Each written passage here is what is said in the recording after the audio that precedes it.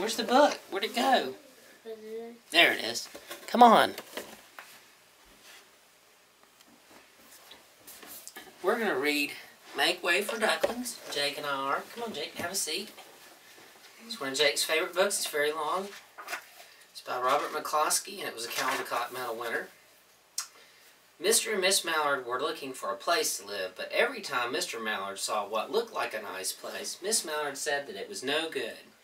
There were sure to be foxes in the woods or turtles in the water, and she was not going to raise a family where there might be foxes or turtles, so they flew on and on. When they got to Boston, they felt too tired to fly any further. There was a nice pond in the public garden with a little island on it. The very place to spend the night, quacked Mr. Mallard, so down they flapped.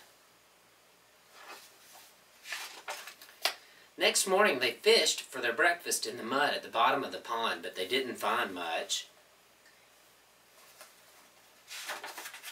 Just as they were getting ready to start on their way, a strange, enormous bird came by. It was pushing a boat full of people, and there was a man sitting on its back.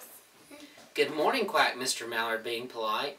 The big bird was too proud to answer, but the people on the boat threw peanuts into the water, so the Mallards followed them all around the pond and got another breakfast better than the first. "I like this place," said Miss Mallard as they climbed out on the bank and waddled along. "Why don't we build a nest and raise our ducklings right in this pond? There are no foxes and no turtles, and the people feed us peanuts. What could be better?" "Good," said Mr. Mallard, delighted that at last Miss Mallard had found a place that suited her, but... "Look out!" squawked Miss Mallard all of a dither. "You'll get run over!" And when she got her breath, she added, "This is no place for babies with all those horrid things rushing about. We'll have to look somewhere else." So they flew over Beacon Hill and round the State House, but there was no place there. They looked in Lewisburg Square, but there was no water to swim in.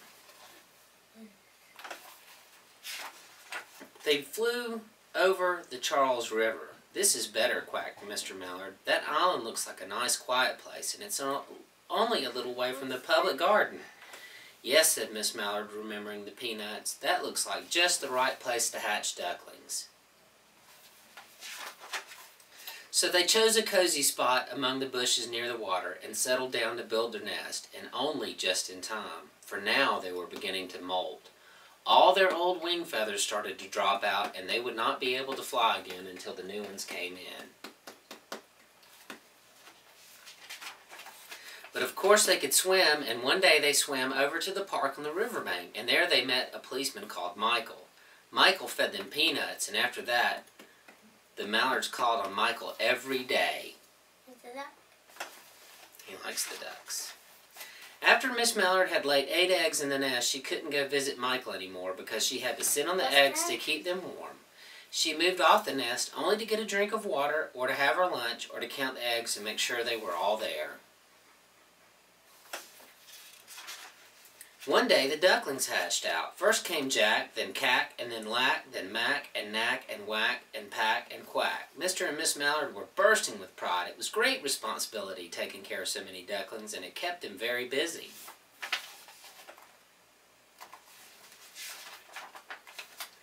One day Mr. Mallard decided he'd like to take a trip to see what the rest of the river was like further on. So off he set. "I'll meet you in a week in the public garden," he quacked over his shoulder. "Take good care of the ducklings." "Don't you worry," said Miss Mallard. "I know all about bringing up children," and she did. She taught them how to swim and dive. She taught them to walk in a line, to come when they were called, and to keep a safe distance from bikes and scooters and other things with wheels. What's that? When at last she felt perfectly satisfied with him, she said one morning, "Come along, children, follow me." Before you could wink an eyelash, Jack, Cack, Lack, Mack, Knack, Whack, Pack, and Quack fell into line just as they had been taught. Miss Mallard led the way into the water, and they swam behind her to the opposite bank. Where's the opposite bank? On the other side of that bank. There they waded ashore and waddled along until they came to the highway. Where did ducks go? Where are they? Miss Mallard stepped out to cross the road. Honk, honk went the horns on the speeding cars. Quack went Miss Mallard as she tumbled back again. Quack, quack, quack, quack went Jack, Cack, Lack, Mack, Knack, Whack, Pack, and Quack, just as loud as their little quackers could quack.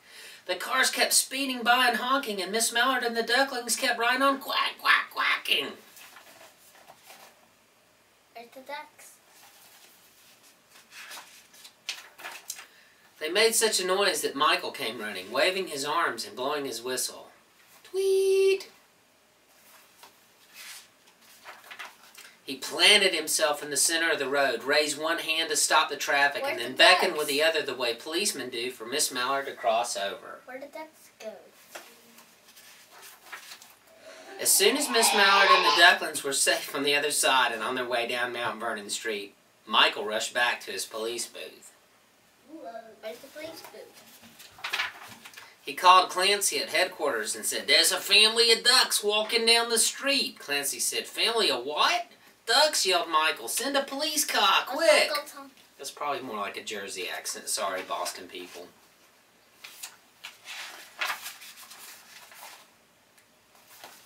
Where's the Michael? Meanwhile, Miss Mallard had reached the corner bookshop and turned onto Charles Street, with Jack, Cack, Lack, Mack, Knack, Whack, Pack, and Quack all marching in line behind her. Everyone stared. An old lady from Beacon Hill said, "Isn't it amazing?" And the man who swept the street said, "Well, now ain't that nice?" And when Miss Mallard heard them, she was so proud she tipped her nose in the air and walked along with an extra swing in her waddle. Where did ducks go?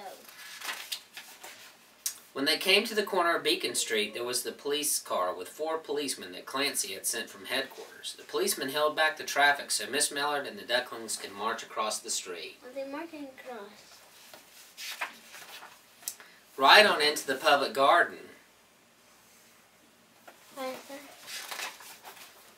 Inside the gate, they turned around to say thank you to the policemen. The policemen smiled and waved goodbye. Where did ducks go?